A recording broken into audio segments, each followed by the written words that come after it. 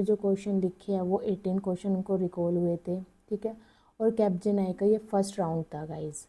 उन्होंने बाकी के राउंड भी मेरे साथ शेयर किए हैं, तो मैं बाकी के वीडियो भी आप सबके लिए शेयर कर दूँगी यूट्यूब पे कि कैसे क्वेश्चन पूछे गए हैं, कैसे आपको प्रिपरेशन करनी है, जिससे आपको एक आइडिया लग जाए अगर आपका इसमें इंटरव्यू शेड्यूल हो रहा है। अगर आप फर्स्ट टाइम मेरे चैनल पे आए हो तो प्लीज़ वीडियो को विदाउट स्किप करके देखना, अगर आपको जॉब के लिए स्विच करना है या फ्रेशर हो। इससे आपको काफ़ी कॉन्फिडेंस बिल्ड होएगा, क्योंकि कुछ चीज़ें छोटी छोटी ऐसी होती है, वो क्वेश्चन जब पढ़ते हैं तभी याद आता है कि मैंने ये गलती की थी, आप ये मत करना। क्योंकि मुझे भी क्वेश्चन पढ़ने के बाद ही समझ आएगा कि मैं आपको बता दूँ मेरे से हुई थी ये गलती, आप मत करना प्लीज़, जिससे आपको एक आइडिया रहेगा। और ये विदाउट स्किप करे देखना प्लीज़। इतनी बड़ी मैं वीडियो अपलोड नहीं कर रही हूँ कि मैं बहुत कंटेंट लिख रही हूँ। और गाइज इसमें मैंने एक भी क्वेश्चन खुद से ऐड नहीं किया कि जस्ट मैं वीडियो को लंबा करने के लिए ऐड करूँ कि कंटेंट बनेगा। जो उन्होंने जितने क्वेश्चन शेयर किए थे मैंने सेम क्वेश्चन शेयर बस लिखे हैं। और अब की बार तो मैंने जस्ट पॉइंट टू पॉइंट ही लिखा है, मैंने कोई प्रॉपर क्वेश्चन भी नहीं बनाया, बस थोड़ा बहुत इसमें आंसर को ऐड ऑन करने की कोशिश करी। अगर आपको अच्छा लगेगा तो हम इस चीज़ को आप प्लीज़ कमेंट करना, अगर आपको ऐसे वीडियो देखने हैं जिससे मुझे लगेगा कि मुझे ऐसी ही पीपीटी बनानी है नेक्स्ट टाइम के लिए, तो आपकी हेल्प हो रही है। अगर नहीं अच्छा लगा वो भी आप कमेंट करना कि बस मैं क्वेश्चन ही शेयर करूँ, उससे आप दोनों जो भी चीज़ आपको अच्छा लगे प्लीज़ शेयर करना, थोड़ा हम चेंज करेंगे। जैसे जैसे आप लोग मुझे गाइड करते जा रहे हो मैं थोड़ा थोड़ा अपडेट करती जा रही हूँ। आप लोगों को पता है जो मेरे साथ फर्स्ट डे से ऐड है उन्हें पता है उन्होंने कितना गाइड किया और कितना मैंने चेंज किया है, ठीक है। तो स्टार्ट करते हैं, थोड़ी बकवास ज़्यादा हो गई है, फर्स्ट क्वेश्चन पे चलते हैं, मूव करते हैं गाइस। हेलो गाइस, ये उनका फर्स्ट क्वेश्चन था, what is the react reconciliation and how does it work. जैसे कि आप सबको पता है कि बहुत क्वेश्चन इसमें भी देखोगे आप बहुत रिपीट हो रहा है, इससे आपको आइडिया लग जाएगा कि कितने क्वेश्चन रिपीट होते हैं हर कंपनी में, आपको खुद से कॉन्फिडेंस बिल्ड होगा। और गाइस प्लीज़ इंटरव्यू फेस करो, रिजेक्शन से मत डरो। रिजेक्शन हमें बहुत कुछ सिखाती है कि हमारी क्या वीक पॉइंट है, किस पे हमें काम करने की ज़रूरत है, उसको एज ए पॉजिटिव लो मोटिवेशन की तरह तो ज़्यादा बेटर रहेगा। हम सबको पता है हम रिएक्ट में वर्चुअल डोम यूज़ करते हैं, कोई भी पूछता है वर्चुअल डोम क्या है, हम इजीली बोल देते हैं वर्चुअल डोम रियल डोम की कॉपी है, बट काम कैसे करता है उनको वो जानना है। तो ये क्वेश्चन उसी से लिंक है कि रिकंसिलेशन होता क्या है। पढ़ते हैं इसका थोड़ा बहुत, मैंने आंसर लिखने की कोशिश की है। रिएक्ट कंपेयर करता है वर्चुअल डोम को with the previous version and update करता है ओनली द चेंज पार्ट। मतलब जो हमने चेंज किया है उसी से कंपेयर करता है, ठीक है। प्रीवियस जो पार्ट था उससे कंपेयर करके कि नया अपडेट क्या हुआ। और हम इसमें यूज़ करते हैं diffing algorithm and fibre for efficiency, ठीक है। क्वेश्चन सेकंड है advantage and disadvantage of react. ऐसे क्वेश्चन जावास्क्रिप्ट का भी पूछा जाता है कि जावास्क्रिप्ट के एडवांटेज बताओ डिसएडवांटेज बताओ, रिएक्ट का भी पूछा जाता है। तो अगर हमारे से कोई रिएक्ट का एडवांटेज या डिसएडवांटेज पूछे तो हम ये 3-4 पॉइंट बोल सकते हैं, ये इनफ है हमारे लिए। कि एडवांटेज ये बोल सकते हैं हम कंपोनेंट बेस काम करते हैं कि एक छोटा सा कंपोनेंट बना के रीयूज कर सकते हैं। दूसरा हम वर्चुअल डोम इसमें यूज़ करते हैं। तीसरा इसका स्ट्रॉन्ग कम्युनिटी है, मतलब बहुत ज़्यादा रिएक्ट की ऐसे काफ़ी लोग कनेक्ट है कि अगर हम कहीं स्टक होते हैं तो हम अपना कोड को ईजिली डिबग कर पाते हैं, कहीं ना कहीं सोल्यूशन हमें मिल ही जाता है। इसका डिसएडवांटेज क्या है, JSX लर्निंग कर्व है ये, फ्रीक्वेंट अपडेट, इसमें बहुत ज़्यादा से ज़्यादा अपडेट आता जा रहा है, हर साल अपडेट हो रहा है। रिक्वायर्स एक्स्ट्रा लाइब्रेरीज़ है, क्योंकि हमें जैसे थर्ड पार्टी हम यूज़ करते हैं राउटिंग वगैरह के लिए, डिडक्स वगैरह यूज़ करते हैं ये सब, तो हमें इसके लिए, क्योंकि ये फ्रेमवर्क नहीं है एक लाइब्रेरी है, तो इसलिए। नेक्स्ट करते हैं नेक्स्ट क्वेश्चन पे। ये उनका थर्ड क्वेश्चन था, managing asynchronous task in Node.js। Node.js use event driven node blocking IO handle using callback promise और async await। जैसे कि आप सबको पता है हम यूज़ करते हैं जावास्क्रिप्ट सिंक्रोनस के लिए, बट हम एसिंक्रोनस कॉल को भी हैंडल करते हैं। उसके लिए हम यूज़ कर लेते हैं कॉल बैक, यूज़ कर लेते हैं प्रोमिस यूज़ कर लेते हैं, सिंक अवेट वगैरह यूज़ कर लेते हैं। तो ये उससे रिलेटिव क्वेश्चन था। क्वेश्चन फोर था उनका cloud platform experience example, like जैसे अगर हम कोई भी प्रोजेक्ट बनाते हैं हम कुछ ना कुछ हम क्लाउड के लिए यूज़ करते हैं, लाइक AWS कर लिया, एज्योर कर लिया, GCP कर लिया, यूज़ फॉर होस्टिंग के लिए CI/CD पाइपलाइन कर लिया एंड डेटाबेस कनेक्शन। मतलब थोड़ा बहुत उनको वो जानना होता है कि आपको पता है कि प्रॉपर वर्क हम कैसे कनेक्शन वगैरह क्या कर रहे हैं, क्या हम यूज़ कर रहे हैं। थोड़ा देखो मेरे को थोड़ा बहुत आइडिया AWS का मैंने यूज़ किया था मेरे लास्ट प्रोजेक्ट में एज्योर का, पर GCP का मुझे बिल्कुल आइडिया नहीं है, ये मेरे लिए बिल्कुल नया है, मैंने फ़र्स्ट टाइम पढ़ा है। तो आप लोगों को पता है तो प्लीज़ कमेंट करना GCP क्या होता है, मेरे को बिल्कुल भी आइडिया नहीं है। क्वेश्चन 5 था what are the react hook. जैसे कि अगर आप लोग पहले से मेरी सीरीज़ को फॉलो करते आ रहे हैं मेरे चैनल को, तो आपको आइडिया होगा काफ़ी क्वेश्चन ऐसे होता है कि हर इंटरव्यू में पूछे ही जाते हैं, अगर आप कुछ भी करोगे तो भी, मतलब आप फ्रेशर हो, एक्सपीरियंस कुछ भी हो यार, कुछ क्वेश्चन तो उनके ऐसे होते हैं, फिक्स्ड होते हैं कि वो पूछेंगे ही पूछेंगे, आप कितने भी एक्सपीरियंस में हो, कितने भी फ्रेशर हो, लाइक, ठीक है।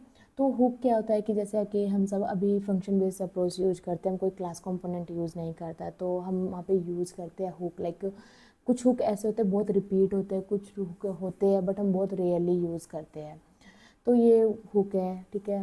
Function that let you use state and life cycle feature without class component. जैसे कि आप सबको पता है क्लास कंपोनेंट में हम स्टेट वगैरह यूज़ कर लेते थे, बट हमारे फंक्शन कंपोनेंट के लिए हमने यूज स्टेट की हेल्प से स्टेट को मैनेज कर पाते हैं।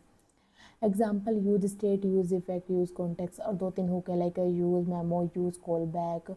ये 4-5 हुक तो ये है कि सब डेली यूज़ करते हैं डेवलपर, बट कुछ हुक ऐसे तो बहुत ही रेयरली आप सुनोगे, होते हैं बट हम बहुत ही रेयर यूज़ होता है, लाइक यूज सर्च पैराम और यूज़ लेआउट हुक। क्योंकि मेरे से एक इंटरव्यू में पूछा गया था what is the use layout, मैंने कभी यूज़ नहीं किया था, बाद में इंटरव्यू के बाद मैंने सर्च किया वो होता क्या है, तो पता चला कि वो सिंक्रोनस, लाइक जैसे हम यूज़ इफेक्ट करता है थोड़ी देर के बाद कोड को रेंडर करता है, बट जो हमारा यूज़ लेआउट होता है वो सिंक्रोनसली काम करता है। तो बाद में मैंने सर्च किया था, क्योंकि उस टाइम मैंने उनको बोला मेरे को आइडिया नहीं है, मैंने कभी यूज़ भी नहीं किया गाइस। अगर आप लोगों ने यूज़ किया तो प्लीज़ बताना मुझे। क्वेश्चन 6 है use context hook let's your share the global data without prop drilling. जैसे कि आप सबको पता है अगर हमारे पास स्टेट है, ठीक है, अगर हमें एक डेटा एक कंपोनेंट से अनदर कंपोनेंट में भेजना है, हमारे पास बहुत सारे डेटा है, तो हमें कुछ कंपोनेंट को उस डेटा की ज़रूरत भी नहीं है, बट वो तब भी उससे पास होके जा रहा है, उससे मेमोरी वेस्ट हो रहा है, टाइम वेस्ट हो रहा है। तो उससे क्या होता है हमारा, अगर हर जिसको ज़रूरत नहीं वहाँ पे क्या होता है प्रॉप डीलिंग अकर हो जाती है। उस चीज़ से बचने के लिए हम यूज़ कर लेते हैं यूज़ कॉन्टेक्स्ट। बट ये क्या होता है अगर तुम्हारा छोटा प्रोजेक्ट है तभी हम यूज कर सकते हैं, अगर हमारा बड़ा प्रोजेक्ट है तब हम इसको यूज़ नहीं कर सकते, तब हम रिडक्स पे जाते हैं। क्वेश्चन 7 था उनका हायर ऑर्डर कंपोनेंट क्या होता है। लाइक जैसे कि आप सबको पता है कुछ लॉजिक होते हैं कि हमें बार बार रीयूज़ करने हैं अपने कोड में, तो हम क्या करते हैं एक हायर ऑर्डर कंपोनेंट बना के रख देते हैं, लाइक वो एक कंपोनेंट ही लेता है, रिटर्न भी एक कंपोनेंट ही करता है, तो उसको हम रीयूजेबल कर सकते हैं जिससे हमारी परफॉर्मेंस अच्छी हो जाए, हमारे बार बार सेम कोड ना लिखना पड़े, हमारा वेस्टेज मेमोरी का कम हो।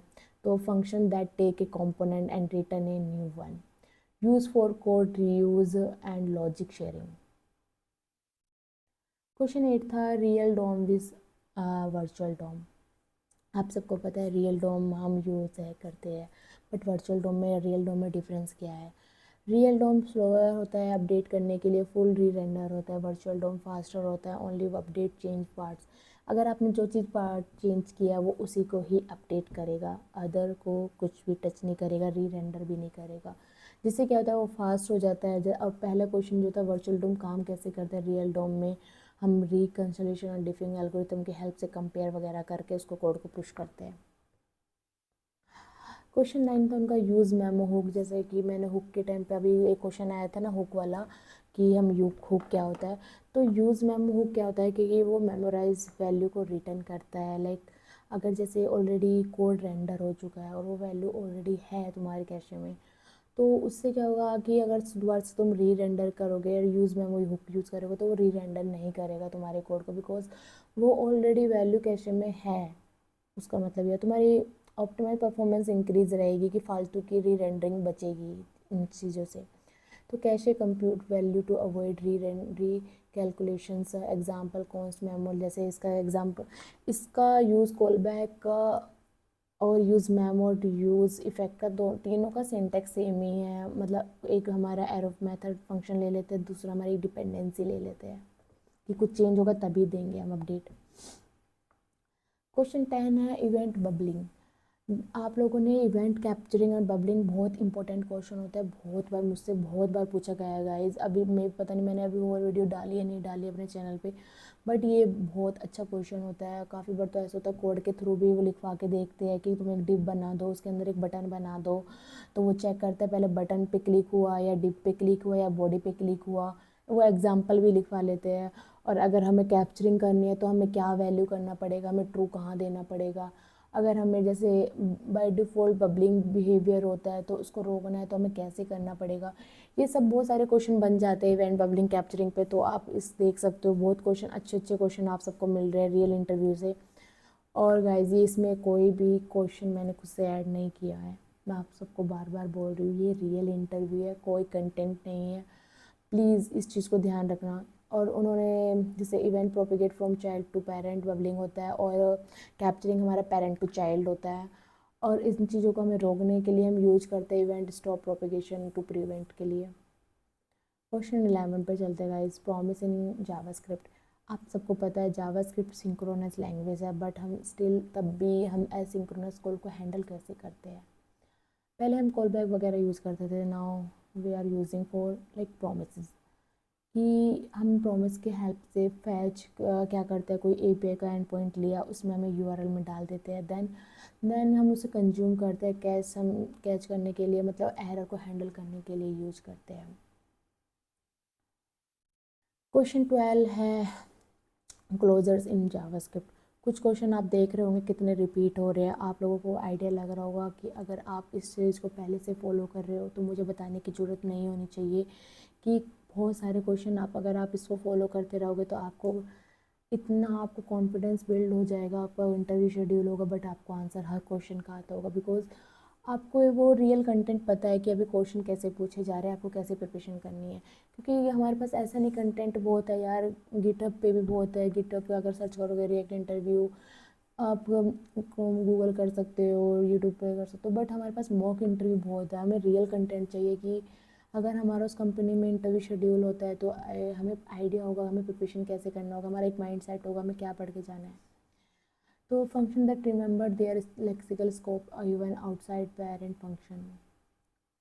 Question 12 13 guys, map filter reduce हम कहाँ यूज़ करते हैं, जावास्क्रिप्ट में कैसे यूज होता है।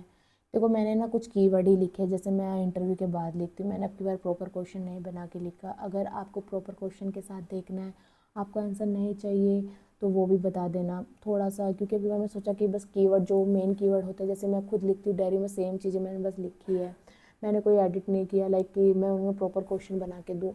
आप अगर आपको ऐसे ठीक लग रहा है तो मैं ऐसे कंटिन्यू कर लूँगी, आपको ऐसा मज़ा नहीं आ रहा तो आपको प्रॉपर एक क्वेश्चन की फॉर्म में चाहिए तो वो भी मुझे बता सकते हो आप प्लीज़, ठीक है।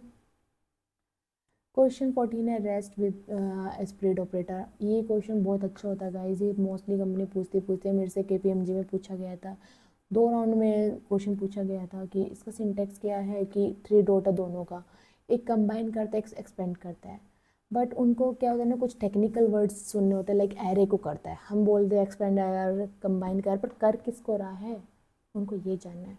ये सेम चीज़ मेरे साथ केपीएमजी के इंटरव्यू में हुई थी, उन्होंने मैंने बोला कंबाइन एक्सपेंड, बट वो बोलती कर किसको रहा है, क्या कर रहा है, टेक्निकल वर्ड्स बताओ, टेक्निकली हो कैसे रहा है, मतलब टेक्निकल लाइक एरे में कर रहे हैं हम चीज़ें।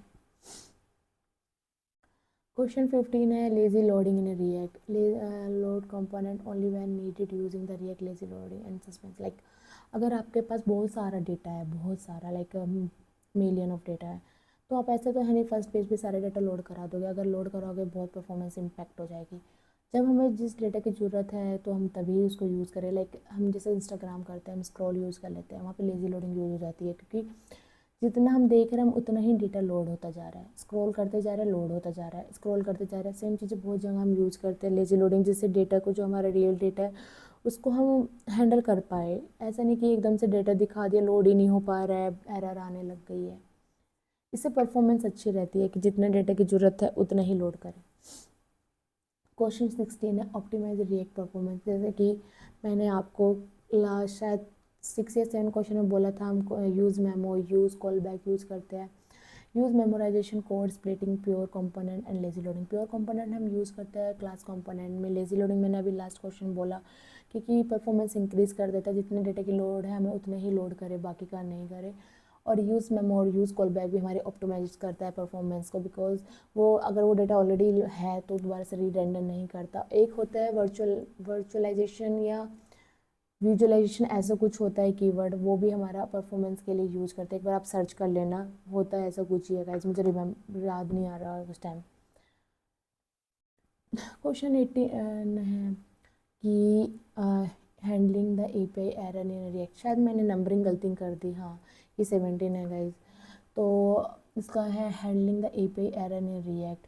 तो जैसे कि हमें अगर एरर वगैरह हैंडल करनी है तो फॉल बैक वगैरह शो करा सकते हैं हम UI पे, कि लोड हो रहा है इनिशियली लो कर दो, एरर आ रहा है तो वहाँ पे एरर दिखा दो जब हम डेटा को शो कर रहे हैं। अगर हमें API फेल हो रही है, कोड्स एरर आ रही है, कुछ तो हम दिखाएंगे ना किस वजह से आ रही है, तो हम वो चीज़ के लिए हम एरर शो कर देते हैं।